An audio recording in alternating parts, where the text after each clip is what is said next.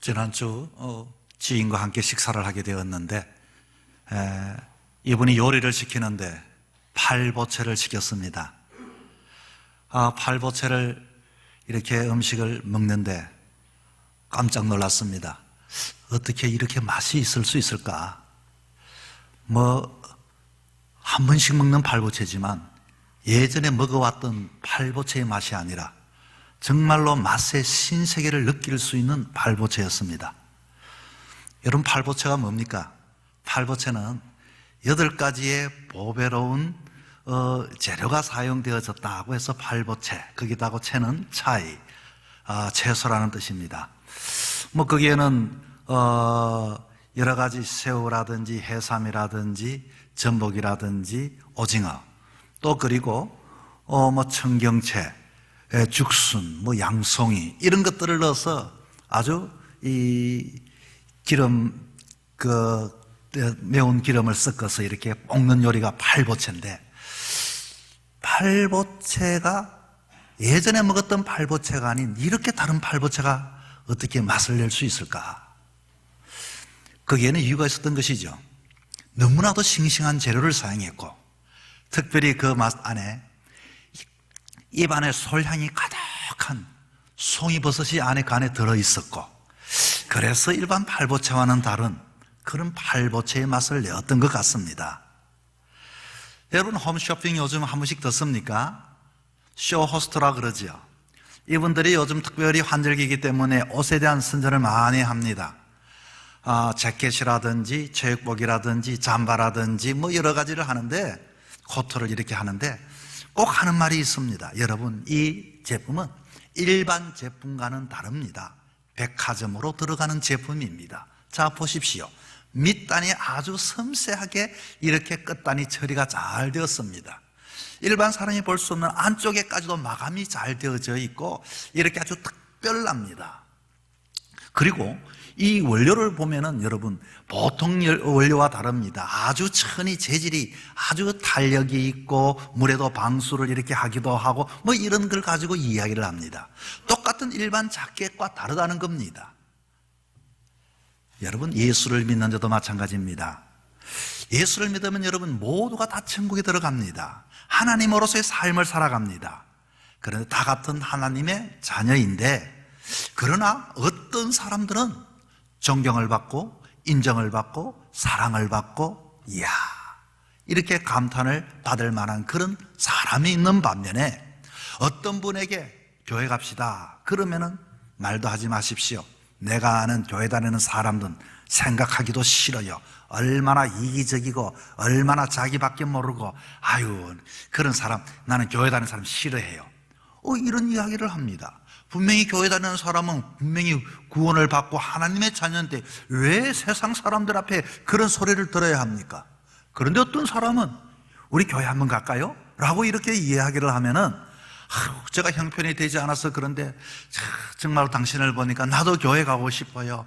정말로 잘은 모르지만 예수님, 하나님은 내가 모르지만 아마 당신 같은 예수를 믿는 것을 못 보면 어떤 분이라는 것을 내가 알 수가 있을 것 같아요. 여러분, 왜 그렇습니까? 똑같은 그리스도인인데 어떤 사람들은 그렇게 존경을 받고 어떤 사람은 사람들이 손사래를 치는 그런 사람이 되었냐 하는 것입니다. 자, 오늘 본문에는 먼저 3절에 이렇게 시작합니다. 그의 신기한 능력을, 그리고 밑에 봤더니 우리에게 주셨으니, 이 하나님의 신기한 능력을 우리에게 주셨다고 말합니다. 왜 주셨을까? 하나님의 신기한 능력이 도대체 뭘까? 봤더니 이렇게 말합니다. 4절의 하반절에 봤더니 정욕 때문에, 너희가 정욕 때문에 세상에 썩어질 것을 피하여, 이것을 주신 이유는 세상의 정욕 썩어질 것을 피하기 위해서 내가 너에게 줬다, 신의 성품을 줬다, 이렇게 이야기를 합니다. 아니, 예수 믿는 사람도 세상에 썩어질 세상의 정욕과 같은 그런 것을 피하지 못하여 부끄러움을 당할 수 있다는 것입니다. 그러면서 또 읽었던 11절에 이렇게 이야기합니다. 하반절에 그리스도 예수, 그리스도의 영원한 나라에 들어감을 넉넉히 너에게 주시리라. 도대체 이게 뭘까? 어떻게 우리에게 주고자 하는 신의 성품, 우리에게 주고자 하는 신의 능력, 그리고 4절 봤더니 신성한 성품에 참여하는 자가 되라고 말합니다. 도대체 이게 뭔데 어떻게 우리가 구원받는 하나님의 자녀로서 삶을 살아가기만 하면 되는 것인데, 그렇게 썩어질 세상의 정욕 때문에 썩어짐을 피하게 하고 하나님 나라에 들어감을 넉넉하게 들어가기 위해서 이것을 주신다는 게 이게 뭘까 하는 것입니다. 여러분 어떻습니까? 우리가 세상의 삶을 살아가면서 우리는 하나님의 자녀로서의 모두가 천국 갈 수는 있지만은 이왕 하나님의 자녀지만 똑같은 그런 하나님의 자녀가 아니라 넉넉하게 하나님 나라에 들어갈 수 있는 사람, 세상 사람들에게 존경을 받을 수 있는 사람, 아주 저 사람이라면 분명한 사람, 이 세상에서 그런 삶을 우리는 살아가야 하지 않을까요? 그런데 오늘 보면 5절과 10절에 이렇게 말합니다. 힘써, 이것을 너희가 더욱 힘써 이 하나님의 성품을 더욱더 힘써서 가져야 한다. 그냥 어슬렁 하면서 왔다 갔다 하면서 예수를 믿는 것이 아니라 이것은 더욱 힘써야만이 특별한 하나님의 사람이 된단다, 넉넉하게 이기는 하나님의 사람이 된단다 라고 하는 것입니다. 과연 여러분 이게 뭘까요? 첫째는 신의 성품, 믿음과 덕입니다. 우리는 무엇보다도 믿음과 덕을 가져야 해야 합니다. 믿음이라는 것은 우리 인간이 가지는 것이지만 하나님의 성품인 것입니다. 특별히 이 믿음이라고 하는 것은 믿음의 시작이 바로 신앙의 첫 출발점이 되는 것입니다. 여러분이 알듯이 믿음의 조상이 누구죠? 아브라함 아닙니까? 아브라함도 믿음으로써 하나님께서 그를 의로 여기셨다고 했습니다. 누구든지 고향 친척 아비 집을 떠나라 하면 나름대로 자기의 환경을 다 떠나서 예수 믿는 사람이 되어집니다. 그러나 아브라함의 특별한 점이 하나 있었죠. 무엇입니까? 독자 이삭을 나에게 바쳐라. 그는 바칠 수가 없었습니다. 그럼에도 불구하고 그는 순종했습니다. 왜? 그에게는 믿음이 있었기 때문인 것입니다. 칼을 들어서 자기의 독자를 이삭을 죽이려고 내리치려고 하는 순간 하나님께서 아브라함에게 그를 만류하면서 들려주었던 이야기가 있죠. 아브라함아, 내가 이제야 너가 나를 경외하는 줄 이제야 내가 알았노라. 그래서 그는 믿음의 조상이 되었고 축복의 아버지가 되었던 것입니다. 여러분, 우리가 이 세상의 삶을 살아가면서 과연 이 믿음을 가져야만이 하나님 앞에서 진정으로 하나님의 성품을 가질 때 넉넉하게 구원받고 천국에 들어갈 수가 있게 되는 것입니다. 두 사람의 관계 속에서 특별히 부부와의 관계도 마찬가지입니다. 부부가 행복한 삶을 살아가는 비결은 뭡니까? 신뢰입니다. 사회에서 인정받는 삶이 뭡니까? 신뢰의 관계입니다. 신뢰가 깨어지고 믿음이 깨어지면은 우리의 믿음은 다 끝이 되고 마는 것입니다. 우리는 하나님 앞에 이 믿음에 대하여 신의 성품에 참여해야 하는 것입니다. 그리고서 여기에 믿음에는 덕이 있어야 한다고 이야기를 합니다. 믿음은 하나님과의 관계라면 덕은 인간과의 관계가 바로 덕인 것입니다. 어떤 사람은 믿음은 참 좋은데 덕이 없는 사람이 있습니다. 믿음의 관계는 하나님과의 관계요, 덕의 관계는 이웃사랑 인간과의 관계인 것입니다. 은혜를 받았으면 우리도 덕을 가지고 사람들에게 덕을 끼치는 사람들이 되어야 합니다. 우리가 기도하고 찬송하고 말씀을 들으면 이것은 나 혼자 소유하는 것이 아니라 세상 사람들에게 주님은 덕을 끼치라고 이와 같이 주님이 우리를 초대하여 예배를 드리게 하신 것입니다. 어느 왕이 두 하인을 불렀습니다. 종을 불렀습니다. 그리고서 상자를 주면서 세상에서 가장 아름다운 것이 무엇인가? 너가 그것을 가지고 오라고 했습니다. 또 한 신하에게는 세상에서 가장 악한 것이 무엇인가 가져오라고 했습니다. 먼저 가장 선한 것을 가져온 그 신하의 그 상자를 열어봤더니 그 안에 뭐가 들었을까요? 바로 사람의 혀가 들었습니다. 아니, 혀가 어떻게 너가 아름답냐고 이 혀로 말할 것 같으면 바로 사람에게 칭찬하고 사람을 위로하고 사람을 격려하고 사람을 살리고 사람을 부둥켜주고 사람에게 늘 힘을 주는 그런 이 혀가 역할을 하기 때문에 가장 아름다운 것입니다. 이렇게 이야기를 했습니다. 그리고 세상에 가장 악한 것이 뭐냐고 봤더니 상자를 열어봤더니 그 안에도 혀가 들었던 것입니다. 아니, 가장 아름다운 것이 혀인데 가장 악한 것이 어떻게 혀냐? 이 혀로 말할 것 같으면은 사람들을 저주하고 사람들을 미워하고 사람들을 원망하고 불평하고 늘 언제나 비판하고 그런 이 혀가 세상에서 가장 악한 것입니다. 이렇게 이야기를 했습니다. 여러분, 주님은 우리에게 과연 우리의 혀로서 이 혀로서 하나님을 찬양하는 혀가 될 뿐만 아니라 우리의 혀로서 오늘도 사람들을 위로하고 격려하고 덕을 끼칠 수 있도록 우리를 불러주신 것입니다. 하나님께서는 천지를 여러분 어떻게 만드셨습니까? 말씀으로 만들었습니다. 천지가 빛이 있으라 하니 빛이 생겨나게 되었던 것입니다. 오늘도 주님께서는 이 땅에 우리에게 오셔서 천국 말씀을 전하게 하셨습니다. 갈 바를 알지 못하는 자에게 천국이 여기에 주의 나라가 있다라고 가르치고 누구든지 예수 믿으면 하나님의 자녀가 되는 권세를 주셨다라고 이와 같이 우리의 혀를 사용하기를 원하고 계시는 것입니다. 여러분, 이게 바로 신의 성품인 것입니다. 왜 우리는 인간인데 신의 성품을 가져야 할까요? 우리가 하나님의 자녀이기 때문인 것입니다. 아버지의 성품이 그것이기 때문에 우리 또한 우리의 입술로 하나님을 찬양하고 믿음의 신앙의 고백뿐만 아니라 우리 또한 사람들에게 덕을 끼치고 사랑을 끼치고 은혜를 끼치고 이들의 영혼을 살려낼 수 있는 그런 하나님의 자녀로서의 신의 성품에 참여하는 자가 되어야 하는 것입니다. 여러분, 신의 성품, 아무쪼록 여러분의 삶 속에서 믿음과 덕의 신의 성품에 참여할 수 있는 여러분 될 수 있기를 축원합니다. 두 번째는 신의 성품은 이 아는 지식과 절제인 것입니다. 옛말에 알아야 면장진 한다는 말이 있죠. 누구를 알아야 할까요? 그렇습니다. 우리는 하나님을 아는 사람이 되어야 하는 것입니다. 오늘 우리는 누구를 알기를 원합니까? 세상을 알기를 원합니다. 힘 있는 사람을 알기를 원합니다. 힘 있는 정치가들은 내가 누구를 잘 안다? 이 한마디로 자기의 어떤 나름대로의 모습을 보여주려고 하는 이 시대에 살아가고 있습니다. 신의 성품, 우리는 누구보다도 나의 아버지 되시고 나의 주가 되시고 구세주가 되시는 하나님을 잘 아는 사람들이 되어야 하는 것입니다. 주님은 나의 생명이요, 주님은 나의 반석이요, 주님은 나의 힘이시요, 피할 바위가 되시고 산성이 되심을 고백하는 자가 되어야 하는 것입니다. 오늘 본문 3절부터 읽었지만 2절에도 이렇게 시작을 하네요. 하나님과 우리 주 예수를 알므로 은혜와 평강이 너희에게 더욱 많을지어다. 하나님을 알게 되어지면은 우리에게 은혜가 그리고 평강이 더욱 우리에게 많아진다, 이렇게 이야기를 했습니다.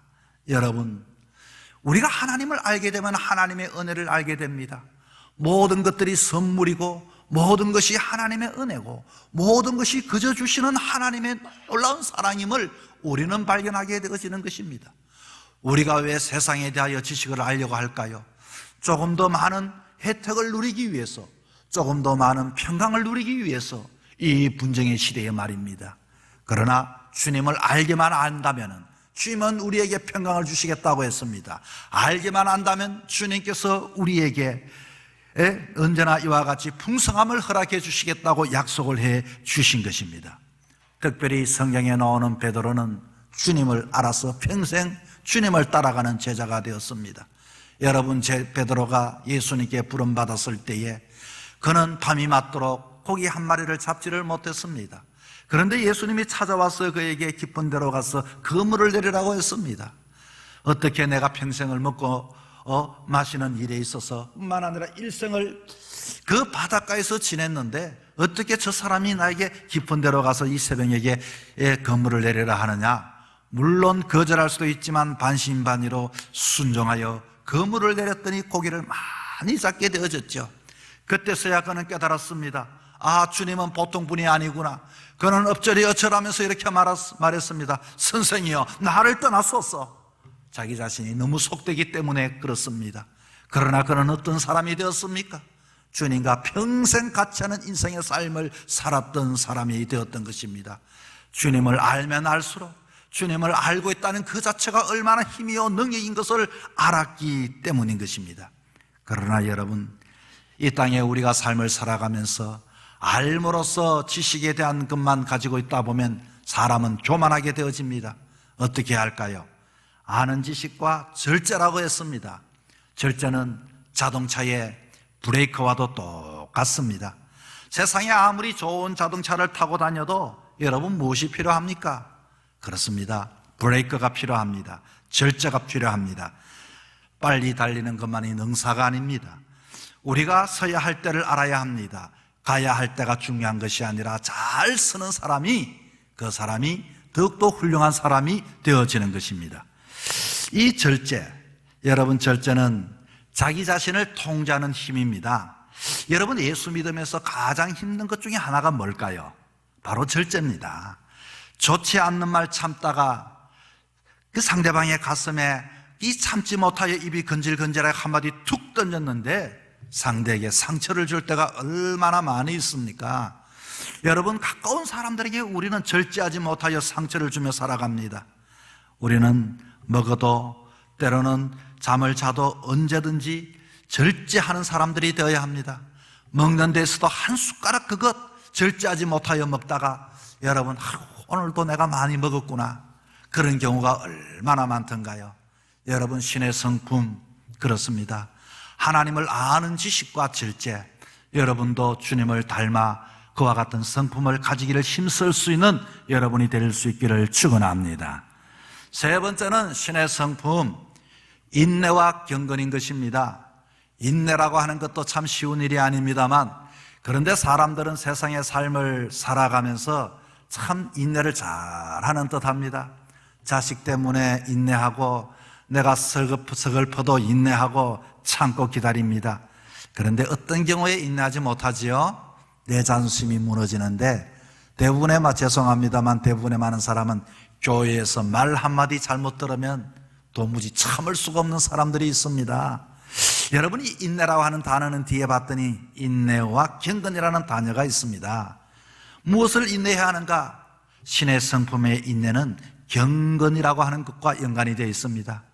하나님에 대해서 예배 드리는 데 있어서 인내하면서 예배를 드려야 합니다.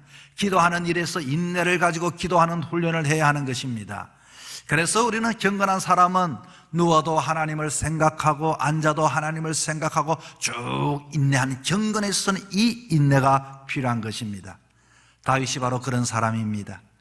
다윗은 언제나 여호와는 나의 빛이시요, 여호와는 나의 산성이시요, 여호와는 나의 목자시요, 여호와는 나의 방패시요. 그때까지는 그는 늘 언제나 경건한 삶을 살아갔는데 정말로 문제 앞에서, 사울 앞에서 그는 그만 폭발하려고 하는 찰나, 그는 그러나 참고 인내함으로써 하나님의 뜻을 이루었던 사람이 다윗이었던 것입니다.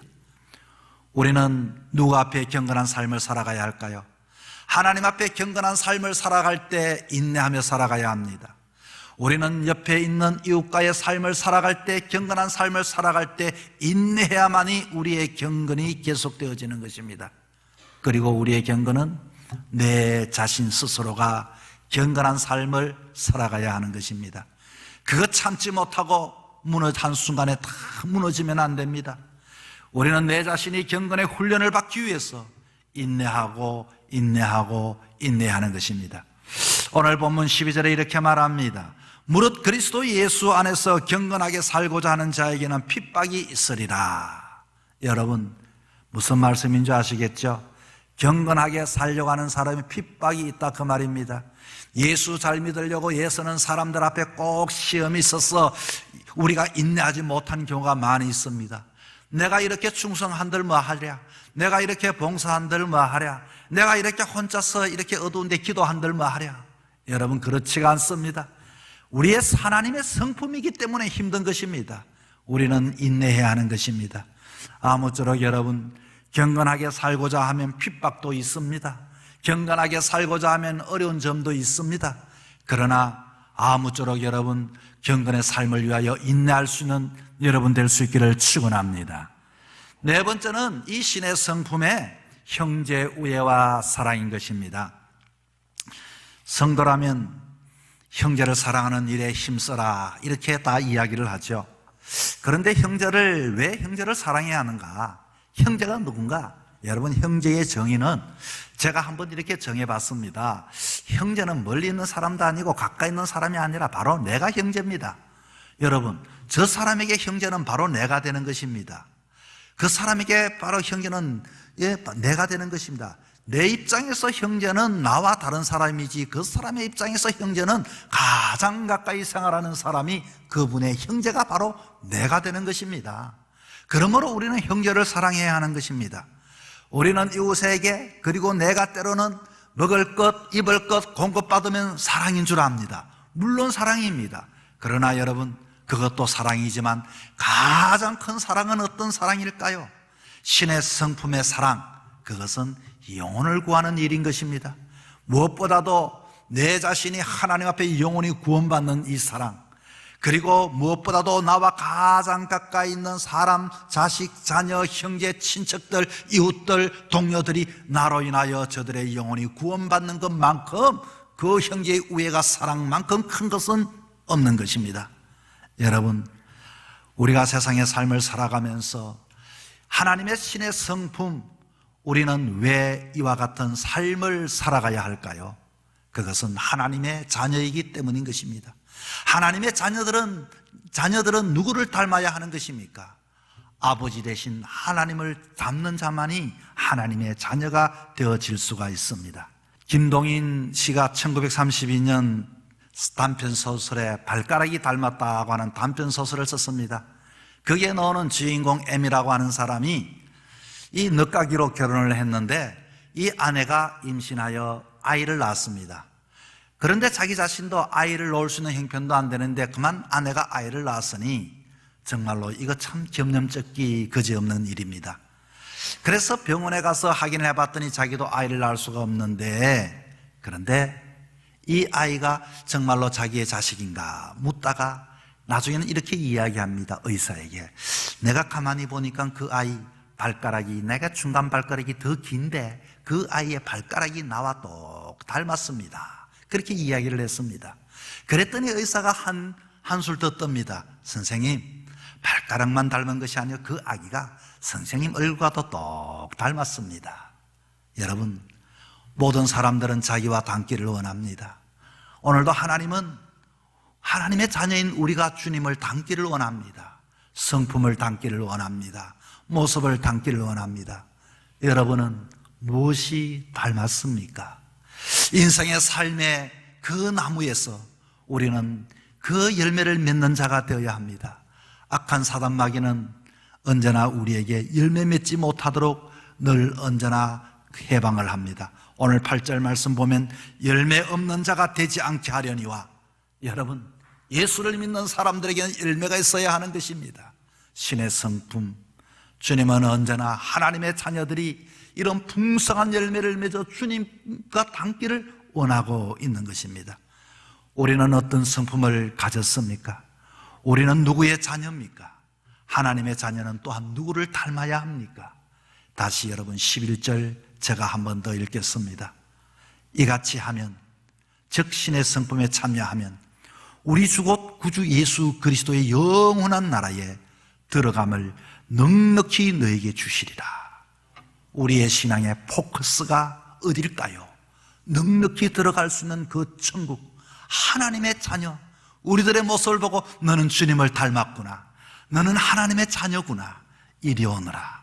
사랑하는 성도 여러분, 힘든 세상이지만 신의 성품의 열매를 통해 넉넉히 모두가 영원한 하나님 나라에 들어갈 수 있는 삶을 살아갈 수 있기를 축복합니다.